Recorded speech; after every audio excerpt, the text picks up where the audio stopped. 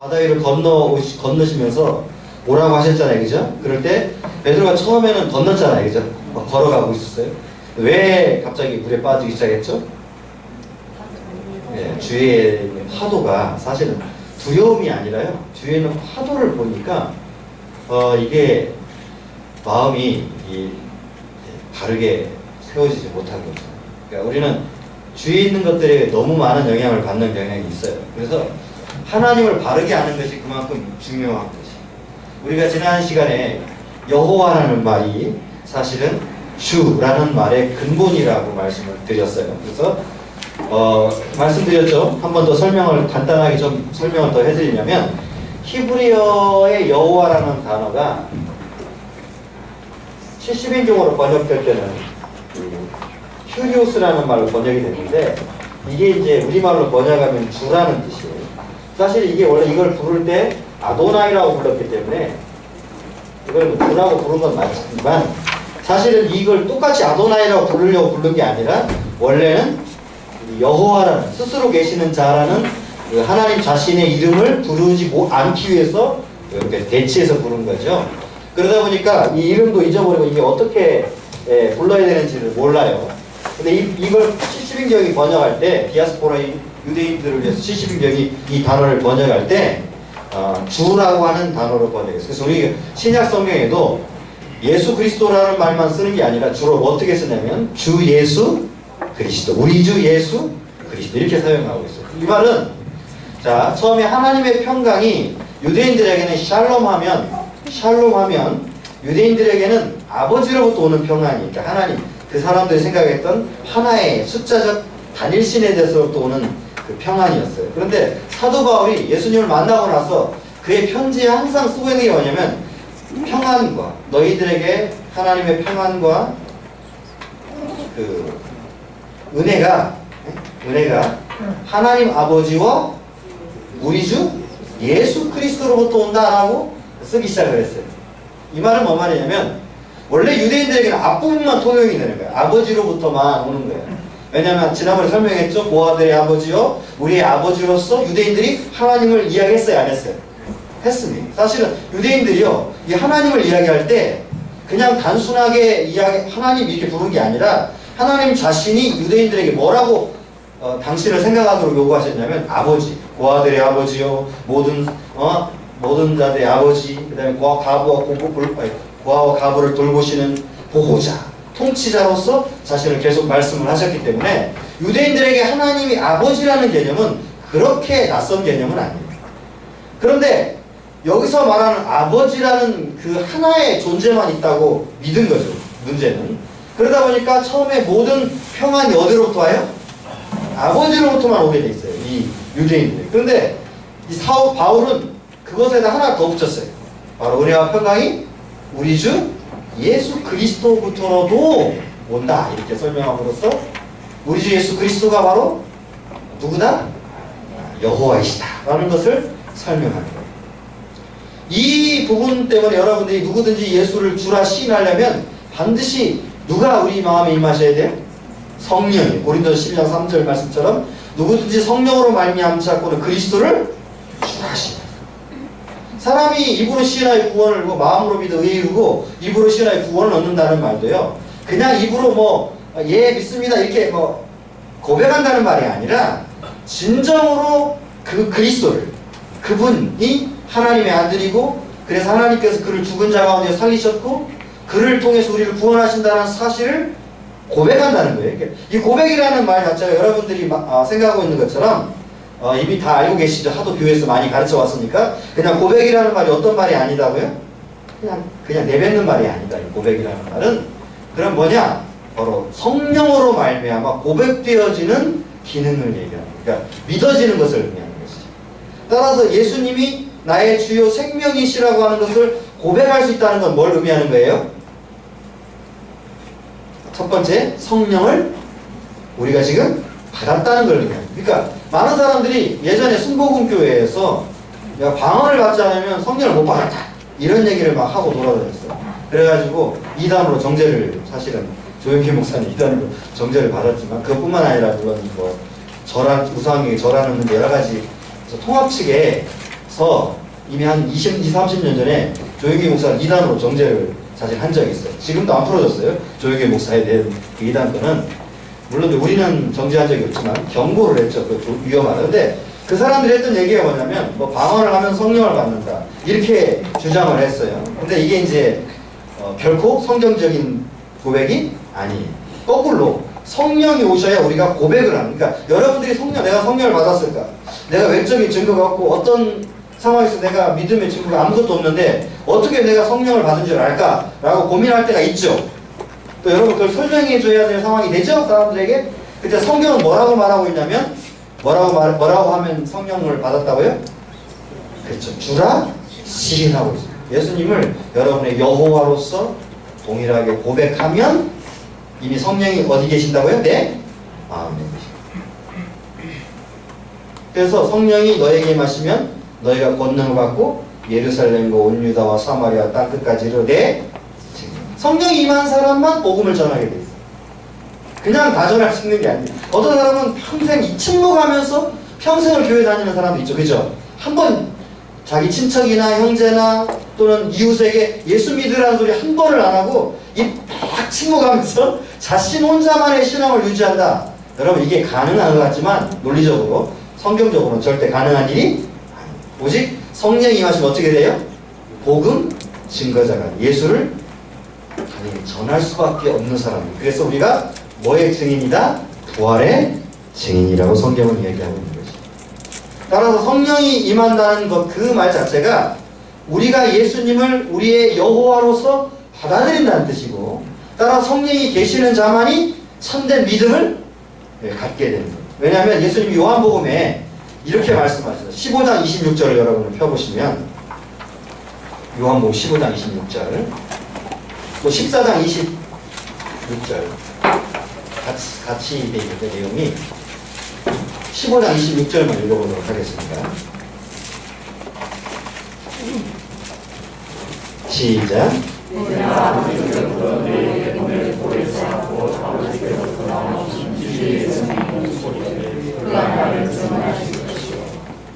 그렇게 돼 있죠? 누가요? 예수님이 이 말씀하시는 거예요. 내가 누구로부터? 아버지로부터 뭘 받아요? 뭐에서 성령을 받아서 누구에게? 너희에게 이렇게 돼 있어요. 그러니까 우리가 성령을 받는 것은 누구와 뗄래야 뗄 수 없냐면 예수 그리스도와 뗄래야 뗄 수가 없어요. 왜요? 성령의 오심이 뭘 하시기 때문에? 예수님을 증거하시기 때문에. 따라서 여러분이 성령을 받은 참다운 증거는 뭐냐면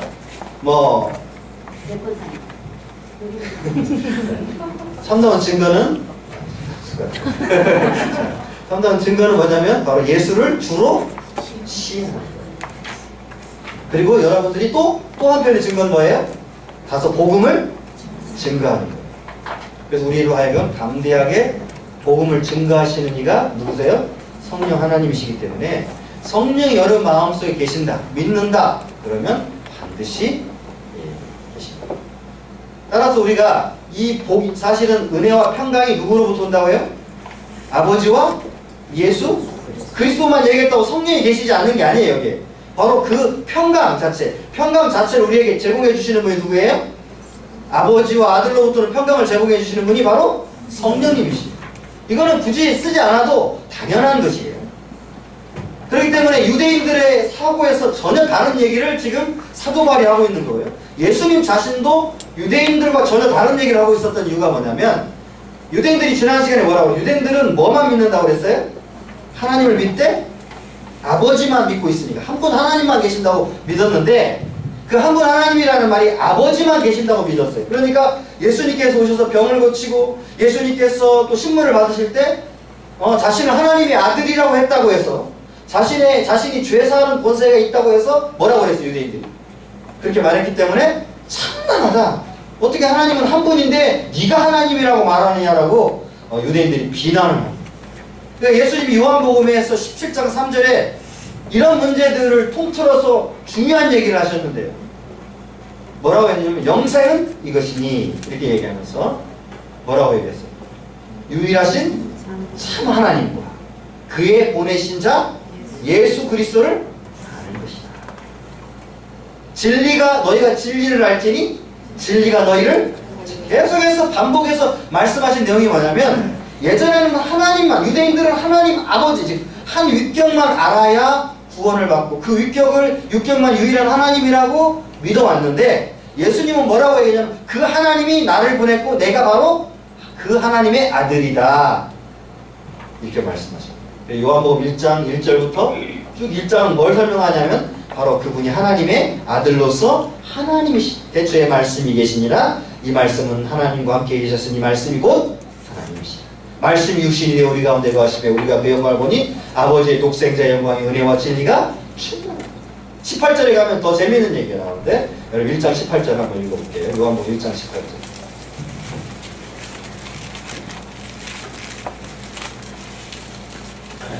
유일하게 여기다 진짜로 쏘는 단어가 있어요.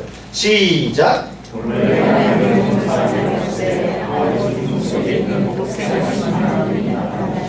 하나님이 본 사람이 있어요? 없어요? 그럼 하나님을 볼 수가 없어요. 신명기 5장에도 하나님을 보면 죽는다고 돼 있어요. 율법 자체가 하나님을 보게 되면 죽는다고 돼 있어요. 그러니까 유대인들은 아예 처음부터 하나님을 볼 생각을 하지 않았어요. 휘장이 가려진 휘장도 무서워서 못 들어가요. 그 사람들은. 하나님을 보는 것이니까. 그런데 어떻게 됐어요? 하나님을 본 사람이 없을 때 그 다음에 어떻게 됐어요? 독생하신 하나님 품에 계셨던 독생하신 하나님이 바로 누구다? 예수. 제가 성경을 다 찾아봤는데요. 예수님을 하나님이라고 정확하게 표현한 구절이 이 구절인데 일반적으로 이 하나님이라는 단어가 왜냐면 이 쓰임에 있어서 좀 우리에게 오해를 주기 때문에 유대인들이 쓰는 법, 그 다음에 기독교인들이 쓰는 법이 약간의 차이가 나타난다는 걸 얘기하는데 여기서 하나님이라는 말을 그래도 요한복음 1장 18절은 정확히 그분이 독생하신 하나님이셨다라고 쓰셨어요. 그리고 1장 1절에도 그분이 뭐라고요? 하나님이셨다라고 이야기를 하고 있어요. 그래서 고린도전서 13장 13절에 뭐라고 얘기하고 있냐면 그래서 자 보세요. 우리 주 예수 그리스도의 뭐와? 은혜와 하나님의 사랑과 성령의 교통하심이 너희 우리와 항상 있을지어다 이렇게 해서 예전에 이런 축복을 여러분 상상이나 할 수 있었겠어요? 아버지로부터 오는 평안 샬롬. 그래서 뭐라고 인사를 하냐면 샬롬하고 인사를 해요. 샬롬하고. 이건 아버지로부터 오는 평안. 그런데 사도 바울은 뭐라고 얘기했냐면 그것만이 아니라 이제는 우리가 알아야 될 뭐냐면 우리 주 예수 그리스도의 은혜와. 그래서 누구를 더 앞세웠어요? 여기서는. 그렇다고 해서 뭐 예수님이 더 앞선다는 개념이 아니라 지금 뭘 강조하고 있어요? 예수 그리스도의 은혜를 강조하고 있는 거죠. 그다음에 아버지의 사랑, 성령의 교통하심을 이야기해요. 그분이 같이 역사하신다. 이것을 바로 삼위일체 하나님의 협력이라고 말씀하는데요. 창조 시에도 우리가 우리의 형상대로 사람을 만들죠. 우리라는 말 지난번에 설명해 드렸죠. 계속해서 창조와 구속에 있어서 삼위일체 하나님은 함께 역사하셨어요.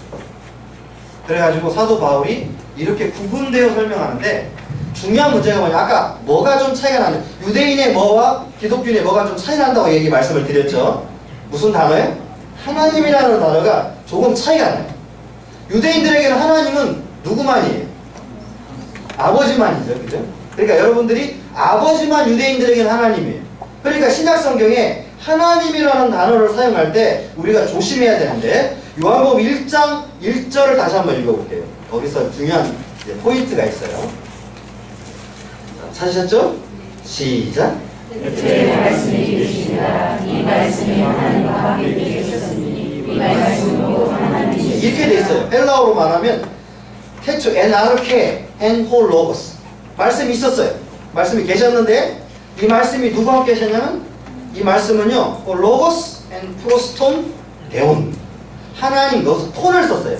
관사를 집어넣어가지고 하나님과 함께 계셨다라고 설명하고 두 번째는 홀로고스 앤 세우스 관사를 안 쓰고 그냥 하나님이시다 이렇게 설명을 해요. 우리말로는 이거를 좀 설명하기 굉장히 벅차요. 왜냐하면 우리말에는 관사가 없잖아요.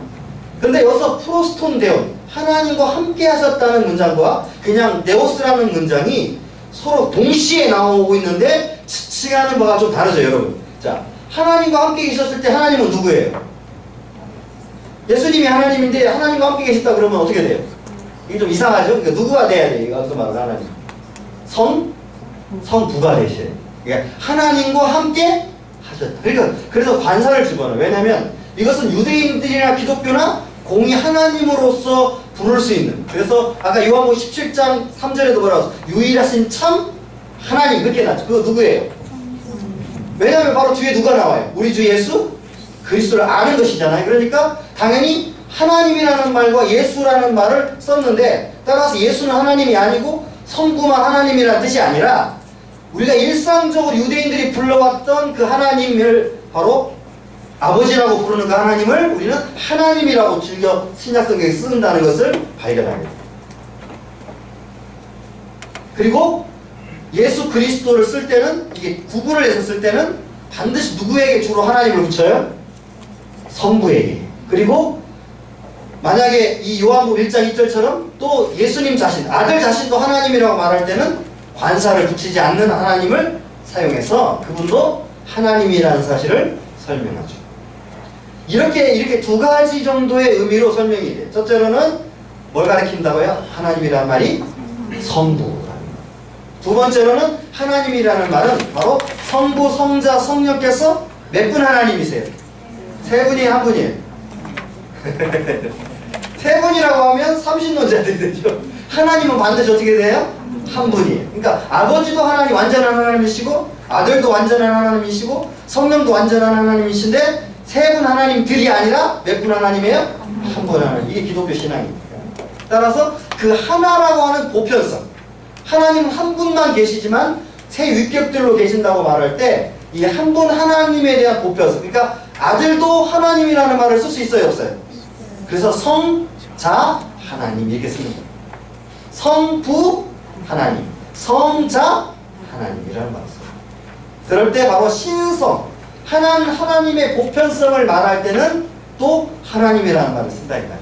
그러니까 여러분이 성경을 읽을 때 조심해야 되겠죠. 그냥 하나님이라는 말을 쓴다고 해서 그것을 똑같은 방식으로 해석하면 안 돼요. 요한복음 1장 1절에 그 예를 정확히 보여주고 있는 건데 바로 프로스톤 데오, 그분이 하나님과 함께 계셨을 때 이 하나님은 누구예요? 성부 하나님. 그 다음에 그분이 하나님이시죠. 홀로고스 앤 데오스 할 때 여기서 데오스는 뭘 가리킨다? 예수 그리스도의 신성, 그분이 하나님이시다 라는 것을 가리킵니다. 따라서 요한복음 1장 18절에 그분이 독생하신 하나님 이렇게 쓸 때는 아무런 문제가 되지 않죠. 왜냐하면 이미 독생이라는 말, 모노게나라는 말을 쓰고 하나님이라는 말을 쓰기 때문에 성부하고 전혀 헷갈릴 수가 없는 거죠. 자, 여러분 멘붕이 오십니까? 이것이 우리에게 가장 중요한 의미의 단어들. 그러니까 신약 성경이 그 성경 쓸 때, 그러니까 한국말로는 여러분 이 문제를 구분해낼 수 있겠어요, 없겠어요? 쉽지 않아요.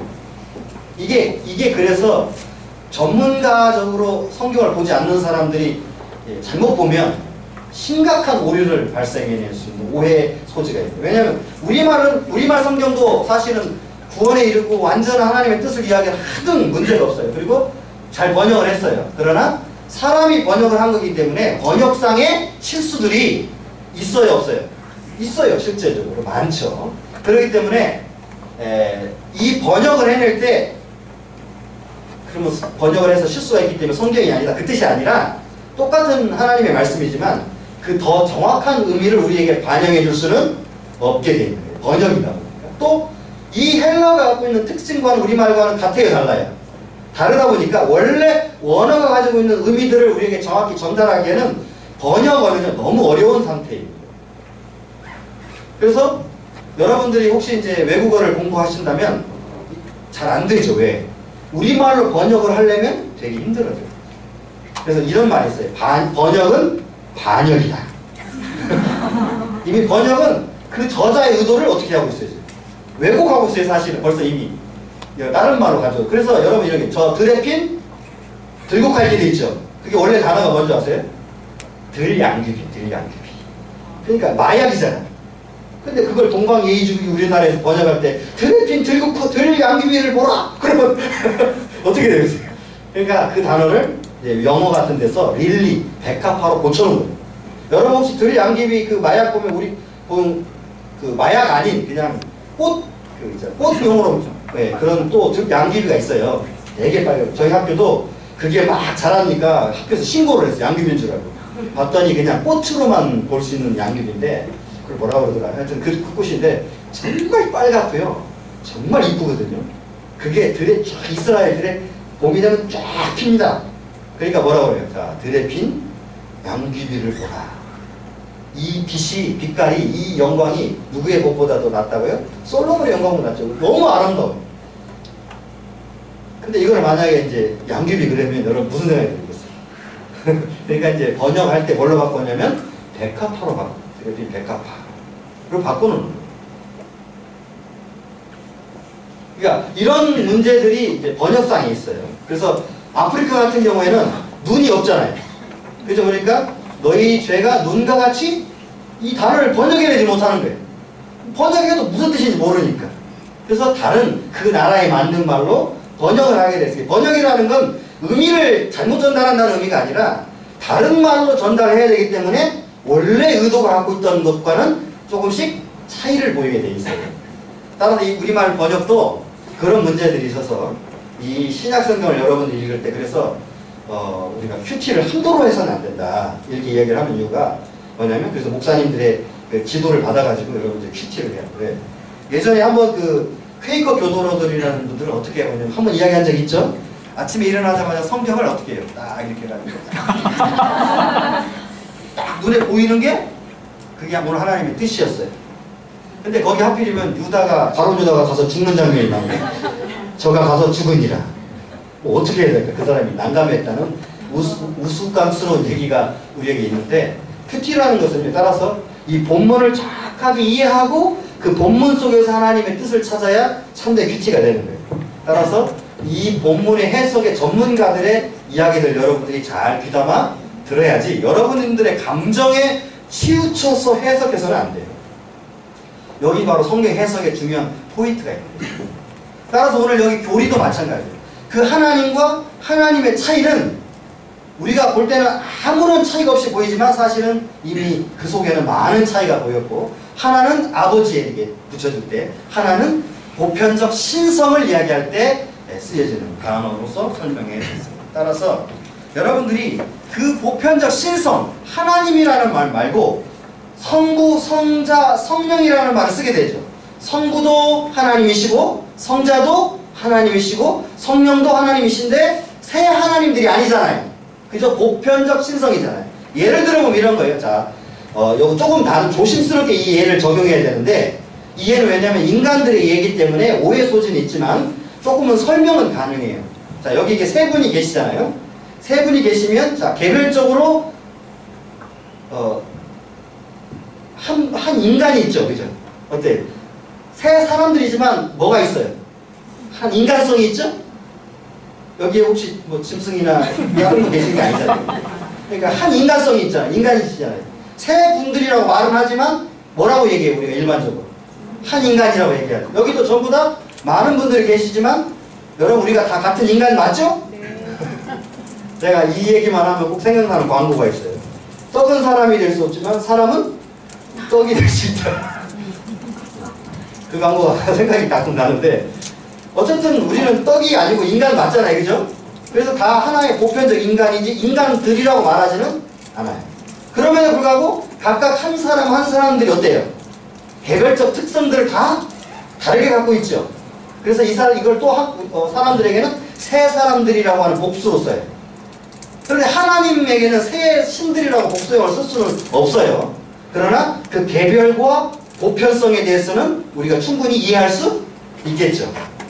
한 분 하나님이 계시는 것, 그 하나님의 새 개별성이 계신다는 것, 따라서 인간들은 새 사람들이 되지만 하나님은 새 하나님들이 되지 않는다는 것. 이것이 가장 기독교 삼위일체론의 핵심이에요. 따라서 우리가 이 요비를 쓰되 조심해야 되는 게 뭐냐면 인간들처럼 새 사람들로 개별로 분리돼서는 안 되고 언제나 한 분 하나님을 생각할 때는 새 위격들, 또 새 위격들을 생각할 때 또 반드시 어디로 돌아가야 되냐면 한 분 하나님에게로 돌아가야 우리가 오류를 피할 수가 있어요. 그런데 여기서 중요한 게 뭐냐면 성부, 성자, 성령이라고 말하는 이 부분들을 우리가 뭐라고 이야기하냐면 따라해보세요. 위격들. 네. 본성, 즉 신성에 대한 문제를 놓고 개별적으로 성부, 성자이라는 단어를 설명할 때 이 단어를 우리가 뭐라고 설명하냐면 위격들이라고 말해요. 페르조나이라고 말합니다. 여러분 혹시 펄슨이라는 말 들어보셨죠? 펄슨? 사람을 말 인격이다 할 때 그 인격이라는 말을 들어보셨죠? 그 단어가 원래 이 페르조나, 즉 위격이라는 단어로부터 나왔는데요. 원래 이 단어는 연극을 할 때 쓸 때 쓴 마스크, 고대 연극에서 나온 단어예요. 그러니까 이 단어를 가지고 이제 신학자들이, 고대 신학자들이 이걸 하나님의 구분된 위격으로서, 실지 않은 구분으로서 설명하려고 했어요. 그러니까 우리가 갖다 잘못하면 한 분 하나님이면서 세 위격들이라고 말하면 이게 하나가 되든지 완전히 하나가 되든지 완전히 세 개가 될 수밖에 없는 오류에 빠지게 되지. 그죠? 그렇게 들리시죠, 여러분도? 어때요? 하나이면서 셋인데 그게 아니라 어떻게 들려요? 하나이거나 또는 뭘로 들려요? 완전히 분리된 셋으로 들려요. 이게 우리 인간들의 한계죠.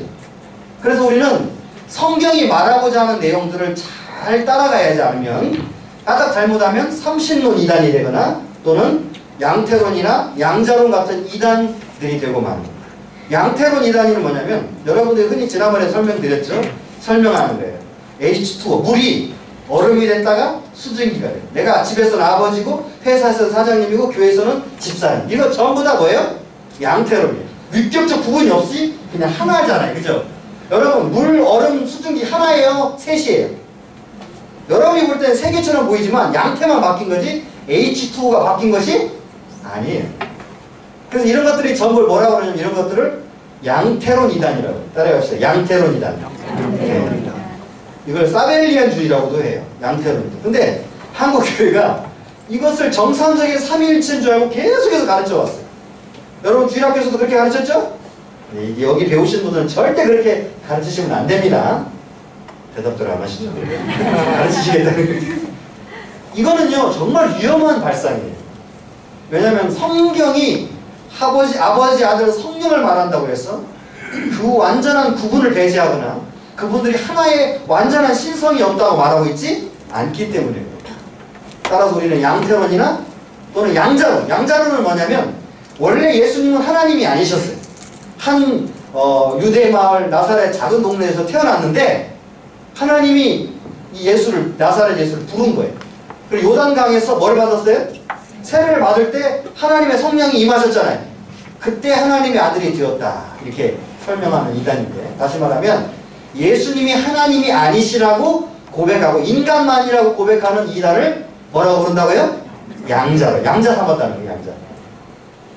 그래서 여러분들이 이런 이단들의 문제를 좀 나중에 가서 다시 조금 설명을 하겠지만 이런 이단들에 빠지지 않기 위해서 우리는 이 용어들의 구분들을 조금 설명을 해야 돼요. 이게 사실은 여러분들에게 제일 어려운 과제예요. 왜냐면 여러분들이 신학을 배우거나 철학을 전통적으로 배우신 분들이 아닌 분도 계시기 때문에 이런 단어들을 설명할 때 여러분들이 아마 혼동을 느끼실 거예요. 그러나 오늘 제가 여러분들에게 이 단어들을 굳이 설명해야 되는 이유는 교회의 역사 속에서 이 단어들이 사용되어 왔고 이 단어들이 무엇을 위해 사용되었는지 정도만 아시겠죠?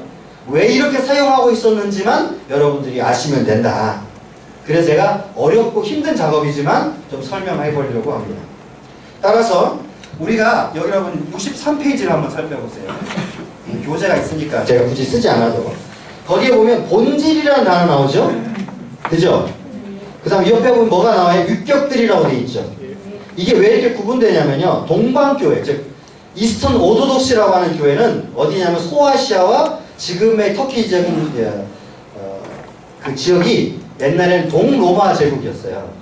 동로마와 서로마가 갈라지면서 한쪽은 라틴어를, 로마를 중심으로 해서 라틴어를 쓰는 지역이었고 이쪽 로마 오른편에 있던 지역은 그리스를 포함해서 뭘 쓰는 동네였냐면 헬라어를 쓰는 동네였어요. 그래서 헬라어를 써서 교회가 예배를 드리는 지역을 우리가 흔히 동방교회. 여러분들 지금 그리스 정교나 혹시 러시아 정교 알아요? 네. 예, 이 많은 사람들이 이렇게 들으면 이게 무슨 사이비 종교인 줄 아는데 그게 아니라 원래 기독교의 초기 버전들이 유지되는 교회들이에요. 물론 그 사람들에게도 교리가 완전한 건 아니에요. 뭐 정통 교리를 완전히 갖고 있는 건 아니지만 최소한 사이비 종교거나 이단들은 아니에요.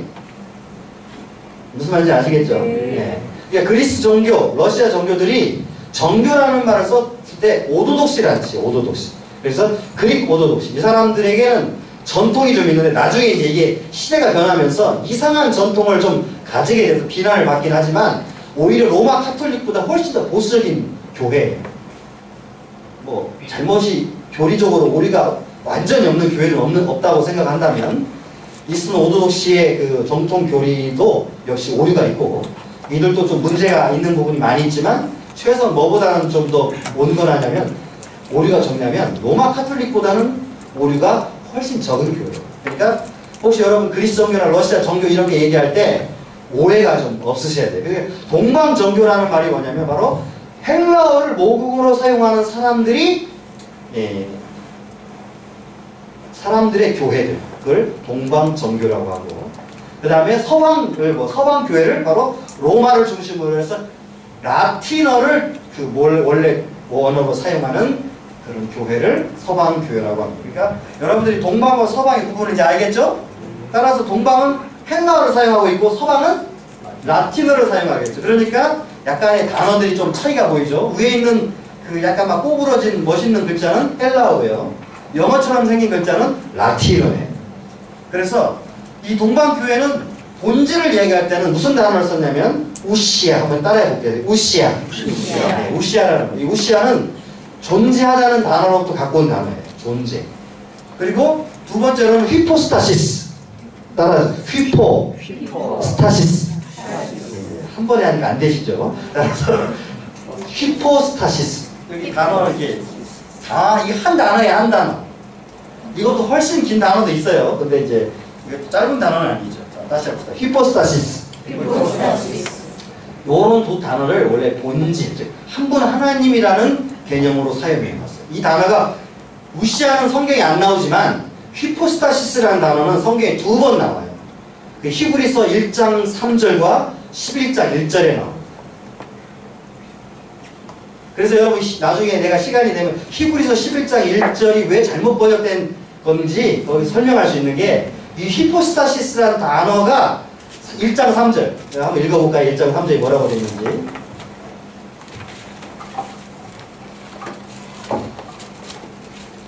히브리서 1장 3절 자, 시작. 하나님의 영광의 방식이요 그 본체의 형상이시라. 그럴 때 본체 형상할 때 본체라는 말이 바로 무슨 단어냐면 휘포스타시스라는 단어를 사용하는 거예요. 본체라는 단어. 근데 히브리서 11장 1절에 가면 여러분이 잘 알죠. 믿음은 말하는 것들의 실상이라고 번역했어요. 이게 잘못된 번역입니다. 왜냐하면 휘포스타시스라는 단어는 한 번도 사물에게 쓸 수 없는 단어예요. 존재에게만 쓸 수 있는 단어이기 때문에 실상이라고 번역해서는 안 되는 겁니다. 원래 단어 자체가. 근데 이것이 이제 잘못 이해돼가지고 실상이라는 말로 번역돼서 우리에게 위로를 줬지만 사실은 그렇게 우리에게 지금 여러분이 알고 있는 것처럼 다 믿으면 다 된다 이런 의미의 본문은 절대 아니에요. 나중에 여러분 혹시 설명할 기회가 되었으면 설명하겠습니다. 따라서 동방교회는 이 휘포스타시스라는 말을 즐겨 사용하기를 원했어요. 그래서 우시아 대신에 휘포스타시스라는 말을 신학을 할 때는 휘포스타시스라는 말을 사용했어요. 또 서방에서는 자 따라해봐. substantia. 그 다음에 essentia. essentia는 우시아의 번역어고요. substantia는 바로 휘포스타시스의 번역어예요. 그래서 같은 말입니다. 같은 단어니까. 그 다음 위격들을 한번 보세요. 위격들은 주로 아버지, 아들, 성령. 헬라어로 말하면 파테르, 휘오스, 푸니마 이렇게 사용하는 것을 즐겨 했었어요. 그냥 성경에 나와 있는 대로. 그러다가 나중에 이제 서방이 페르조나 2세기 중후반에 터툴리안이라는 사람에 의해서 페르조나라는 단어를 이 위격이라는 말로 사용하니까 서방에서도 프로소폰이라는 말을 그 페르조나의 번역어인 프로소폰이라는 말을 사용했어요. 따라 해봅시다. 프로소폰. 여러분 이 단어가 어디서 나오는 단어냐면 프로소폰이라는 말은 고린도서 13장에 여러분 지금은 우리가 희미하게 보나 나중은 얼굴을 대해 볼 것이 이렇게 얘기했죠. 그때 프로소폰. 얼굴과 얼굴을 이 단어가 무슨 단어라고요? 얼굴이라는 단어. 이 프로소폰이라는 단어가. 그런데 이게 사실은 사람들에게 굉장히 혼란을 줬어요. 그래가지고 나중에 이 프로소폰 대신 그 뒤에 밑에 나오죠? 휘포스타시스라는 단어로 바꾸게 돼 있어요. 아시겠죠? 그러니까 휘포스타시스라는 단어가 앞에 있었죠, 지금. 여러분 보시면 여기 휘포스타시스라는 단어가 있죠? 여기 다시 휘포스타시스라는 단어가 나오죠. 요게 나중에 요걸로 요렇게 정착되도록 돼 있어요. 그래서 이게 조금 혼란스러운데 지금은 이제 여러분들에게 설명하고, 자, 따라서 삼일체 하나님에 대한 공식 63번의 요 표를 한번 보세요. 보시면 동방은 뭐라고 했다고 그랬어요? 제가 친절하게 헬라어로 써야 될 걸 한글로 써줬죠. 따라 한번 해주세요. 미야우시아, 트레이스, 약간 알을 굴려야 돼요. 트레이스, 휘포스타세스. 이렇게 발음을 하면 한 본성, 우시아와 세 위격들로 계신다 이렇게 되어 있고요. 서방은 우나 에센치아 또는 substantia라고 말하고요. 트레스 페르조나이라고 말함으로써 한 분 하나님 그리고 동시에 세 위격들 이렇게 원래 번역을 해야죠. 자, 어려우니까 빨리빨리 넘어갈게요. 이런 것이 있다. 아시겠죠? 그 다음에 그러니까 여러분들이 어디 가서 만약에 삼일체를 들으면 그냥 이런 것들을 좀 들어봤다. 그래서 하나님의 한 본성에 대해서는 동방에서는 우시아, 우시아. 그리고 서방에서는 에센치아 이렇게 썼다. 그 다음 위격들은 동방에서는 휘포스타세이스, 휘포스타세이스. 서방에서는 페르조나이. 이 정도로 여러분들이 좀 이해를 하시면 이게 단어들을 신학적으로 원래 이거를요 이 용어 설명만 제가 작년에 우리 신대원 학생과 학부 학생들에게 이 용어 설명만 한 학기를 했어요. 그 정도로 어려운 과목이니까 여러분들에게 제가 이거를 완전히 알라고 인식을 하는 게 아니라 그래도 최소한 저한테 삼일체를 여러분 지금 배우고 계시잖아요. 요런 게 있다 정도만 알고 계시라. 그래서 위격이 원래 휘포스타 여기 그 내용이 여기 밑에 나와요. 그림으로. 그래서 제가 잘 설명해 드렸는데 원래 휘포스타시스라는 단어가 하나님의 본질이라는 의미를 사용했던 단어인데 나중에 아까 보편과 특수, 즉 한 하나님과 세 위격들로 구분되어 계신다는 사실을 설명하면서 미아우시아 트레이스 휘포스타세이스라는 말로 바뀌면서 휘포스타시스가 위격, 즉 성부, 성자, 성령을 가리키는 말로 대치되었어요. 아시겠죠? 그 말입니다.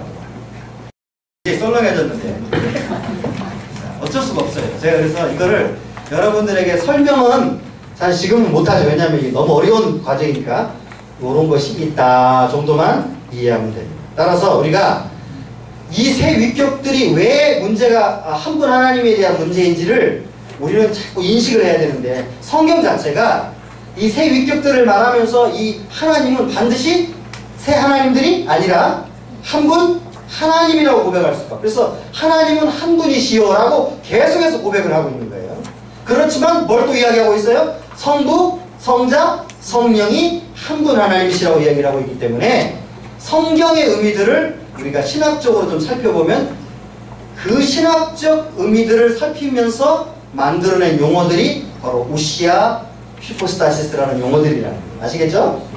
그래서 이 용어들을 씀으로써 바로 이 철학적인 구분을 가지게 됩니다. 즉, 지금까지 아버지, 아들, 성령이 한 분 하나님이라고만 길게 사용하고 있는데 제가 여러분 교리라는 건 세련된 언어로 말한다고 그랬죠? 따라서 미아우시아 트레이스 히포스타세이스로 계신다. 즉, 한 분 하나님 세 위격들로 계신다라고 단순하게 말함으로써 여러분 말할 때하고 생각해요. 성부, 성자, 성령 한 분 하나님께서 성부, 성자, 성령 이렇게 말하는 것보다 뭐라고 말하는 것이 편하다고요? 삼위일체 하나님께서 라고 말하는 것이 훨씬 편하죠. 따라서 이 용어들도 그러한 성부, 성자, 성령이라는 말을 계속해서 반복하는 걸 피하기 위해서 이 구분을 어떻게 표현할까 라고 생각하다 나온 단어들이 바로 이 휘포스타시스, 페르조나라는 단어, 요것만 알고 계시면 된다. 마태복음 28장 19절을 한번 우리 펴보겠습니다. 왜냐하면 찾으셨어요? 마태복음 28장 19절 시작.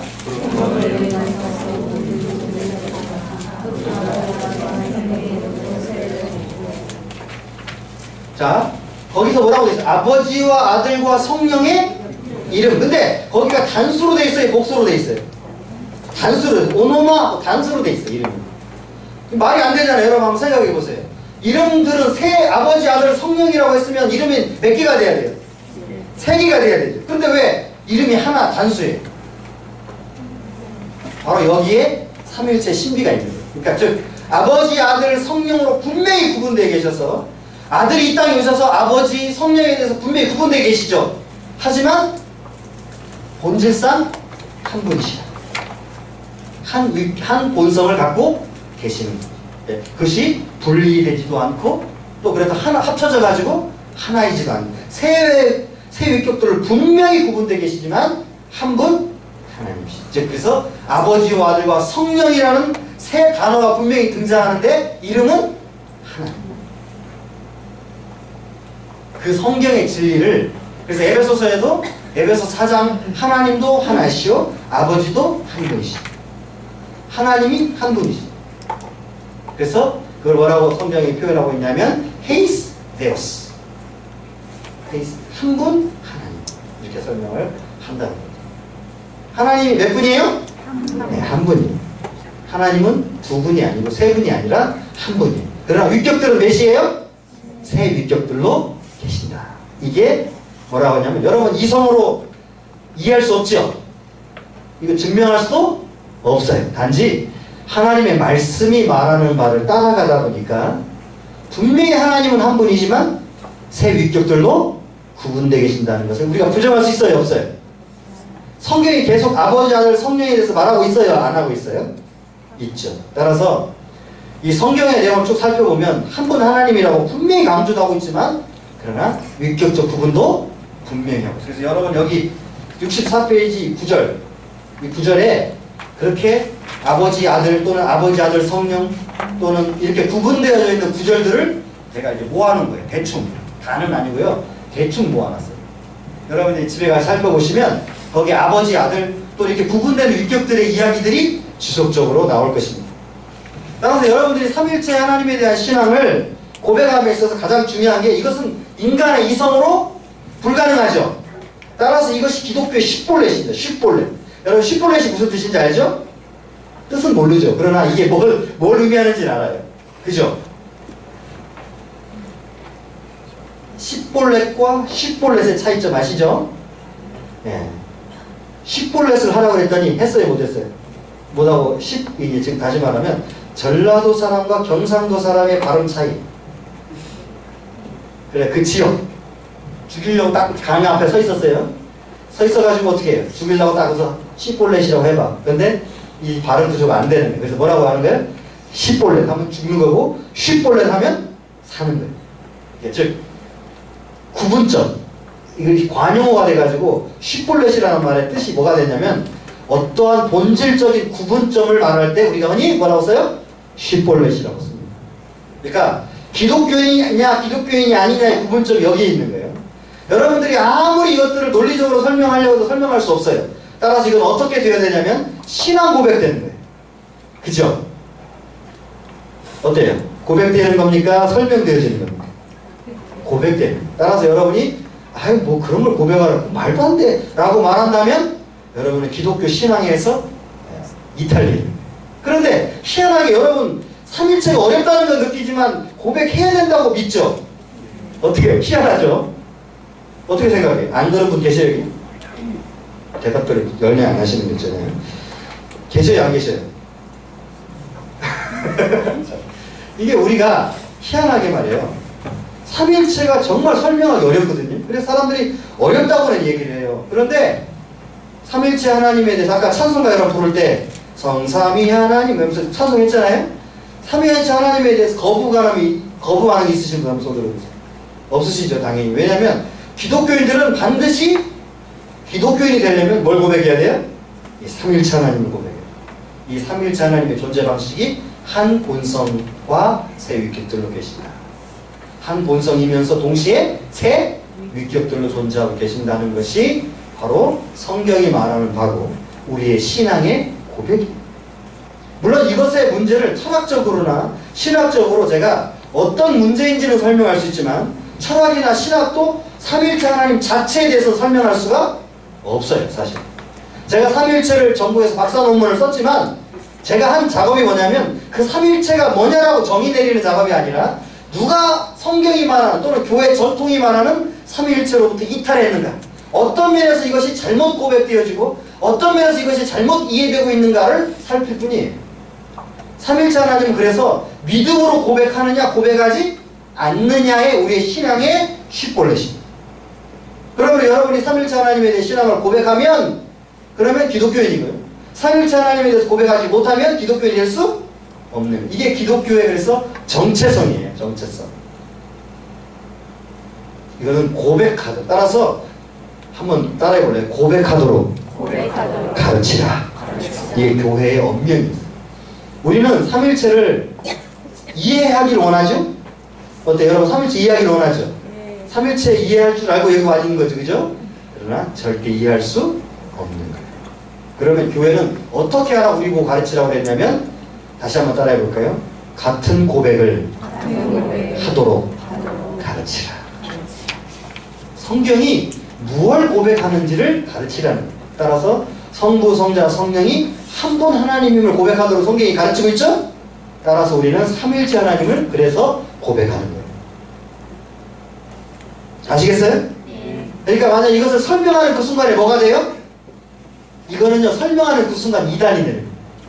자, 내가 삼위일체를 깨달았어. 어떤 분이 혹시 와가지고 내가 삼위일체를 깨달았어. 자, 이거야 라고 말하면 이미 그건 뭐가 돼요? 이단이 돼요. 왜? 설명할 수 없기 때문에. 이해할 수, 설명을 해줘도 설령 하나님이 우리에게 직접 나타나셔서 그걸 설명해줘도 이해할 수 있어요, 없어요? 아까 아버지와 아들과 성령의 이름이 왜 단수인지도 우리는 이해를 못하죠, 그죠? 마찬가지로 하나님 자신을 우리에게 보여주셔도 우리는 이해할 수가 없는 것이 하나님은 무한하시고 우리는 유한하기 때문에. 따라서 여러분들이 이것을 이해하는 차원으로 자꾸 고백하고, 그러면 아이들에게, 여러분 자녀들에게, 아이들에게 어떻게 이걸 가르쳐야 되느냐? 어떻게 가르쳐야 되느냐? 또 한 번 따라해야죠. 신앙 고백하도록 가르쳐라. 이게 교회가 지시한 명령입니다. 이걸 설명하라고 얘기한 적이 없어요. 교회는 왜? 설명할 수 없다. 그래서 트리니타티스 미스테리움, 삼위일체의 신비라는 말로 이걸 설명했어요. 삼위일체는 신비임으로 설명할 수 있어요, 없어요? 여러분 보통 이상한 현상이 나타나고 인간이 이해할 수 없는 현상이 나타날 때 미스테리라고 얘기하죠. 그래야 안 그래요? 자, 알 수 있는데 미스테리라고 이야기하는 거 있어요, 없어요? 없어요. 저게 어떻게 됐는지 모를 때 미스테리라는 말을 써요. 그 말이 왜냐면 인간의 이성의 한계를 벗어났다는 걸 의미합니다. 따라서 우리는 삼위일체 하나님을 고백할 때 이 삼위일체가 무엇이냐, 어떻게 정의되느냐에 대해서 설명하고 있는 게 아니라 단 하나, 성경이 말한 대로 아버지, 아들, 성령이 한 분 하나님이시라는 것 외에는 설명할 길이 없고 어떻게 해야 된다? 고백하도록 가르칩니다. 자, 이제 다음 주에는 성경이 말하는 삼위일체에 대해 제가 쭉 설명을 해드리긴 할 거예요. 그러나 그것은 삼위일체 본질 자체를 설명하고 있는 게 아니라 하나님께서 우리에게 계시해 준 내용을 종합하고 있는 거예요. 무슨 말인지 아시겠죠? 성경이 우리에게 말해주고 있는 바, 삼위일체 하나님께서 이렇게 성경에 등장하고 있다는 것을 우리가 바라보고 그것을 살필 수 있다는 말이지, 그렇다고 해서 삼위일체 하나님에 대해서 이해할 수 있다고 말하고 있는 것이 아니에요. 여러분, 하나님을 이해할 수 있어요, 없어요? 없죠? 그렇다면 삼위일체 하나님은 그분의 존재 방식이므로 더 이해할 수 없는 거예요. 그러나 우리로 하여금 성경은 뭐라고 얘기하냐면 성부, 성자, 성령이 한 분 하나님이라고 고백하도록 지속적으로 가르치고 있죠. 그게 이제 성경이 우리들에게 보여주고 있는 바예요. 구약부터 신약에 이르기까지 여러분 제가 이제 쭉 부분 훑어서 설명을 해드릴 건데, 성경이요, 희한하게 우리가 생각하는 것과 달리 이미 근데 사실은 설명한 바예요. 왜냐하면 여러분 혹시 구약과 복음, 신약과 복음에서 여러분 본문들 많이 읽었죠, 저랑 같이? 그것이 이미 뭐라고 말씀드린 적이 있죠? 이미 삼위일체를 위한 본문이라고 여러분에게 말씀을 드린 적이 있어요.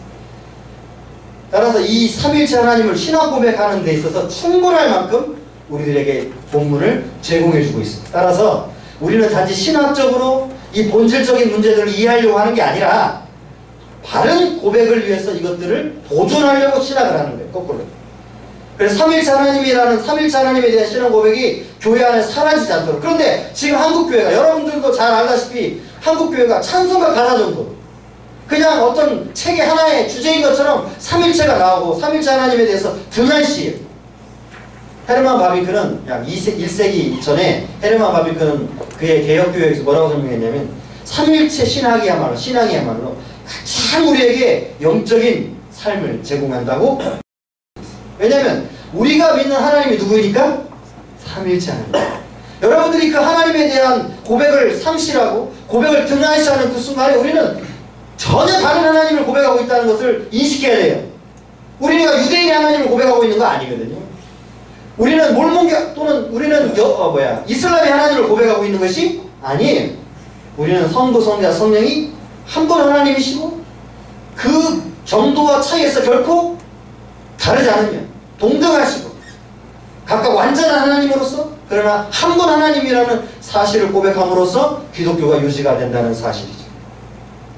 이것을 수납하느냐 수납하지 않느냐 이게 복음이에요. 그래서 이것을 수납하는 사람들에게는 그것이 믿어지는 겁니다. 이것을 수납할 수 없는 사람들에게 이것이 믿어지지 않는 겁니다. 그래서 제가 어떤 교회에서 새가족부를 가르칠 때 참 재밌는 일이 벌어졌어요. 어떤 일이냐면 처음에는 이제 새가족이니까 뭔 모르잖아요. 그래서 삼일체 하나님을 가르쳤더니 이분들이 웃어요. 왜 웃어요? 그랬더니 아이고 말도 안 되는 소리를 하고 그래. 웃어요. 막 웃더라고요. 근데 이분들이 한 1년 지나가지고 이제 세례를 받게 됐는데 그래서 제가 그때 또 세례 문답식을 또 가르치는 사람이었거든요. 세례 문답식을 다 가르쳤더니 그때는 이분이 뭐라고 대답하냐면 삼일체 믿으시죠? 그랬더니 아멘 그래요. 이 뭐가 달라진 거예요? 아무것도 달라진 게 없어요. 그때나 지금이나 달라진 게 없는데 뭐가 생긴 거예요? 믿음이 생긴 거죠. 그러니까 이것이 논리적으로 수납할 수 없음에도 불구하고 이제 이분이 어떻게 하고 있어요? 삼일체를 아멘으로 고백하고 있는 거죠. 똑같아요. 교회는 이 삼일체 하나님에 대해 설명할 수 없어요. 이것이 믿음의 기준이에요. 설명할 수 없으므로 무엇으로만 수납할 수 있어요? 믿음으로만 수납하게 돼요. 따라서 교회는 언제든지 삼일체 신앙을 바른 하나님에 대한 신앙으로 수납하고 고백하도록 가르치도록 우리들에게 요구해왔고 그것이 교회의 바른 신앙이에요. 따라서 여러분들이 이 삼일체 신앙 가운데 반드시 서서 절대 한쪽만 강조하는 거예요. 어떤 교회는 자꾸 하나님 아버지와 성령은 없어지고 예수에 대해서만 이야기하는 그것도 그냥 그분이 하나님이라는 게 아니라 그냥 윤리적 도덕적 강령으로서 가르치는 교회들이 있고 어떤 교회는 자꾸 성령만 강조해요. 다른 건 없고 성령만 강조해요. 그것도 잘못된 교리예요. 절대 교회가 될 수가 없어요. 우리는 성부, 성자, 성령이 한 분 하나님이시 똑같은 동일한 하나이시요 영광을 받아요. 그래서 그 381년 니케아 콘스탄티노플 신조에 뭐라고 기록되냐면 성령 조항을 이야기하면서 아버지와 아들과 함께 이 성령께서 함께 예배 받으시고 함께 영광을 받으셔야 한다고 고백하도록 그 조항에 거기다 집어넣었어요. 다시 말하면 삼위께서 함께 영광을 받으시고 그래서 나지안주스의 거기에 당시에 활력을 했던 나지안주스의 그레고리라는 사람이 우리가 하나를 생각할 때 우리는 반드시 세 위격들을 생각해요. 영광을 생각해요. 세 위격들을 생각할 때 우리는 반드시 한 분 하나님의 영광을 생각해야 한다고 가르쳤어요. 따라서 셋과 하나는 부분적으로 말해져서는 안 돼요. 언제나 셋을 말할 때 몇이 말해져야 돼요? 하나가 말해져야 반드시 셋이. 따라서 성부, 성자, 성령이 말해질 때는 반드시 뭐가 말해져야 돼요? 한 분 하나님이라는 거예요. 또 한 분 하나님을 말할 때는 반드시 성부, 성자, 성령을 말해요. 왜냐하면 예수님을 통해서 나타나는 이 하나님의 은혜의 경륜적 역사를 우리는 이제 성경을 통해서 바라볼 수 있는데 그것을 뭐라고 하냐면 아버지가 내 안에 내가 아버지다 라고 하는 이 구절을 통해서 우리들에게 보여주고 있는 이 페리코레시스 어렵죠? 단어들이 다 제가 그런 공부한 사람입니다. 자, 페리코레시스적 연합을 이루심으로 세 위격들이 한 분 하나님이 세 위격들로 계시는 놀라운 신비가 보존되는 것으로서 우리는 고백하게 되는 것입니다. 따라서 여러분들이 이제 다음 주 2번 남았죠? 그죠? 6월 말까지잖아요, 이게. 6월 말까지입니다. 계속 하는 게 아니고, 잠시 쉬었다가 9월에 또 오죠. 개봉 막두긴 하지만, 6월 말에는 10월까지는 쉬어야 됩니다. 어쨌든 여러분들이 이제 이 삼일체 신학을 2주 동안 더 배우고 나서 이제 삼일체를 마무리하게 될 건데, 이 동안에 여러분들이 이제 봐야 될 게 뭐냐면, 이제는 여러분들은 굳이 신학적인 면에 집중할 필요는 없어요. 성경이 무엇이라고 말하는지에 좀 더 집중해서 이제 그 의미들을 조금씩 우리 살펴감으로써 제가 이 삼일체 신학을 성경적 삼위일체적 고백이라고 명명한 이 고백 안으로 들어오도록 여러분들과 함께 공부해 갈 것입니다. 기도하겠습니다.